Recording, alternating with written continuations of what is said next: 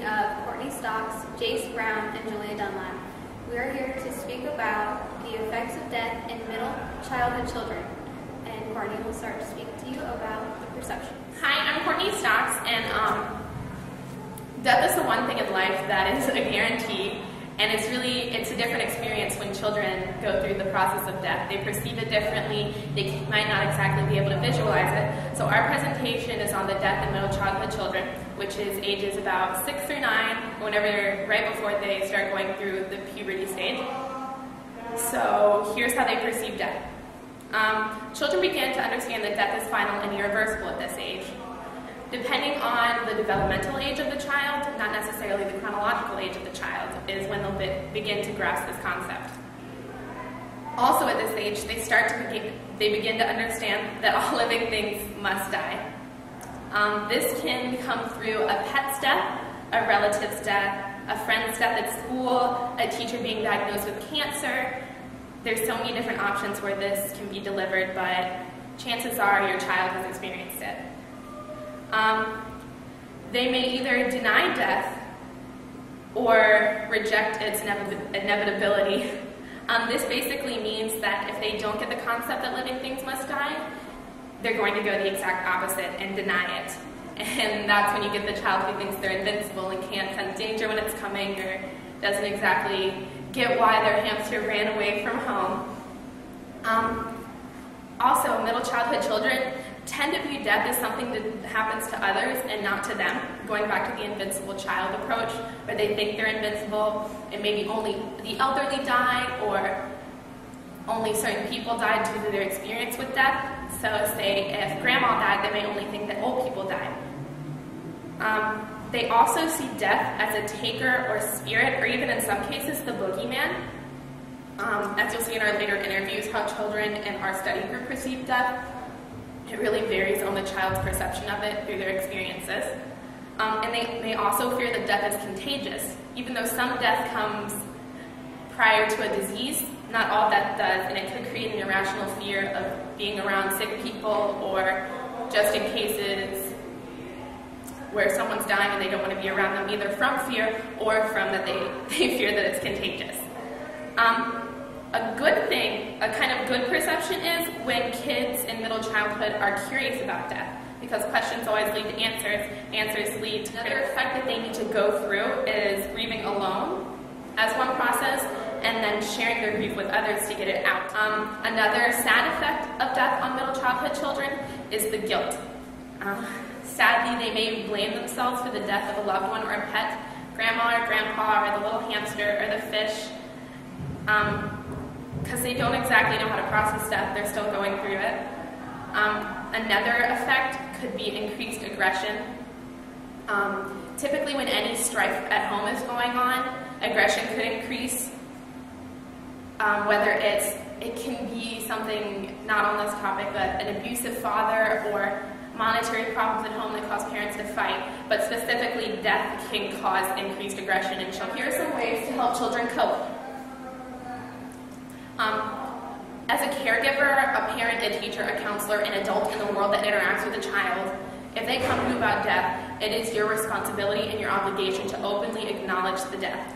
Don't create euphemisms or words that beat around the bush to the word death. You have to openly say, so-and-so died, and then go into that process.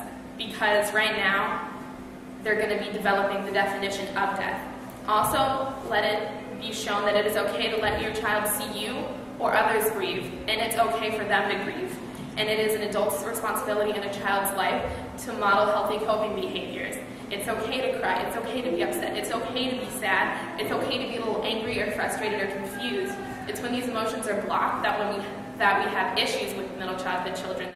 As an adult in a child's life where death occurs, it is also your responsibility to provide children with simple, honest, and accurate information. It's basically just acknowledging the death over again, but specifically, just be honest. Don't give too many details because they don't need to know everything, but they need to know what happened.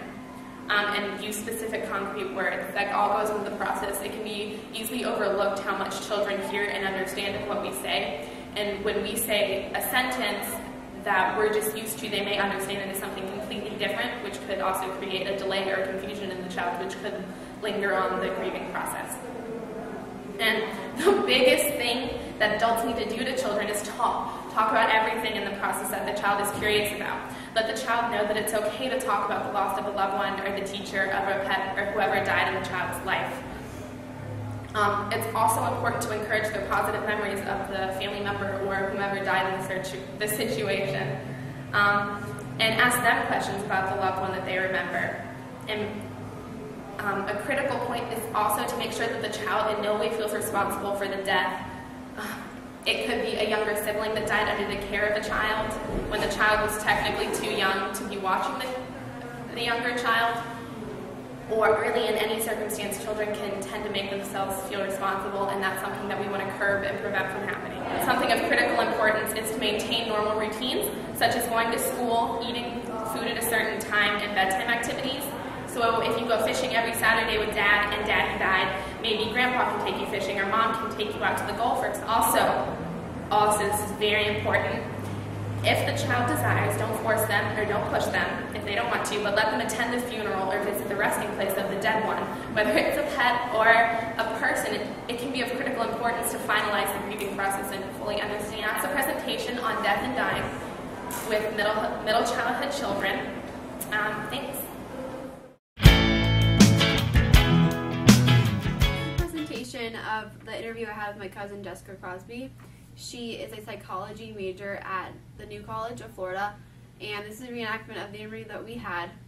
She's her Psych D in clinical psychology right now, and she also interns at Mamsie Glens. The first question is, have you ever helped a child ages 6 through 9 cope with death? If yes, how did the child react to the death? Yes, actually I did. The child was a 7-year-old female who experienced PTSD, or post-traumatic stress disorder, after the death of a parent. The child reported occasions of seeing delusions of the parent telling the child to kill herself. The child also had a maladaptive style of handling the death, so she developed major depression with psychotic features. Do some children react differently to death than others would? Yes, of course. Just like adults, children are the same. They deal with death differently. It very much depends on their history, such as episodes of abuse, trauma, experiences, beliefs, illnesses, and so on. If the child has never lost someone close to them and they lose a parent, but they don't have adequate adapting skills, the child would react differently than a child who is able to adapt to the loss, of course. Okay. Is there a right? Have you ever known somebody who has died? Would you care to go into that? My great-grandma died when I was little, and Yeah? I can still remember her, though. And, she got some disease where she got memory loss or something, and eventually she died from it, and so did my other great-grandma. And then my Uncle Benny died, too.